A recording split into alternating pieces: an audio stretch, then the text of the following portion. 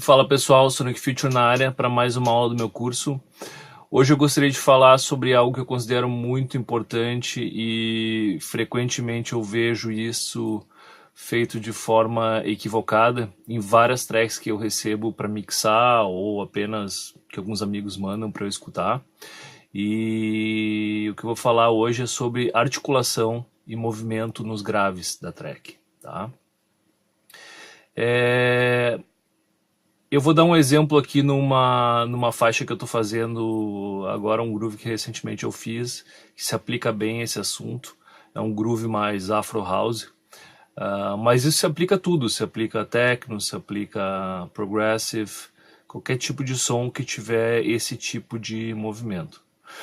Basicamente, então, o que a gente tem nos graves da track? A gente vai ter o kick, o baixo, certo? E a gente pode ter percussões graves, tons que podem vir de drum machine ou samples ou outros tipos de percussões graves que vão interagir, tá? com o grave da música e vão acrescentar o groove. Então o que a gente tem que entender basicamente é o seguinte: o que a gente está fazendo na track, a gente está colocando elementos que vão excitar um falante, que é o PA da festa, tá? Quanto mais clareza a gente tiver em cada toque desses, toque seria o kick batendo, depois um tom, e depois pode ser o baixo, o sub, alguma coisa.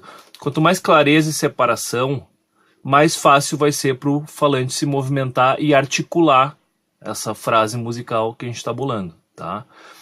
E isso é muito importante. Eu vejo que tem gente que embola o grave da track, a track meio que fica sem movimento, porque ou tem muita coisa colocada e coisas acontecendo ao mesmo tempo, ou o outro caso é que tem poucas coisas, quase nada, só um kick e um baixo meio indefinido, e a track aí fica sem movimento. É o outro problema oposto, tá? Eu vou mostrar esse exemplo aqui para a gente ver como é que pode funcionar isso aqui. Escutem esse groove aqui, ó.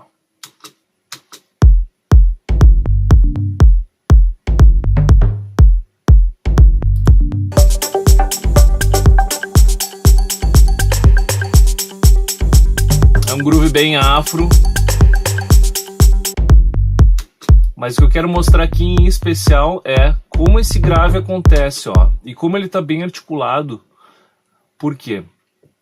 Porque eu fiz questão de colocar alguns instrumentos diferentes fazendo essa combinação de elementos, mas nenhum deles toca ao mesmo tempo. Isso é o mais importante. Isso facilita que o falante consiga executar muito bem essa articulação da música. Então a gente tem aqui, ó, deixa eu só fechar a frase completa aqui no loop, ó. A gente tem o kick, até no caso eu usei um kick agudo e um pouco mais grave, tá? Eu vou mostrar um por um para vocês aqui, para ficar mais claro. Ó, o kick, o principal tom mais grave deles é esse aqui, tá?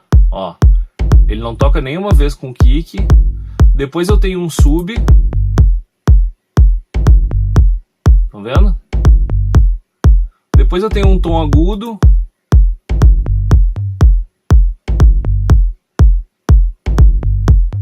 E depois outros tons graves, ó.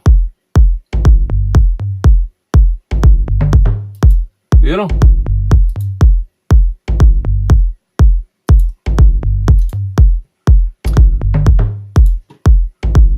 E ainda aqui também tá rolando uns stabs meio que de órgão, meio esse lance bem de deep house. Também interage, ó. Tá?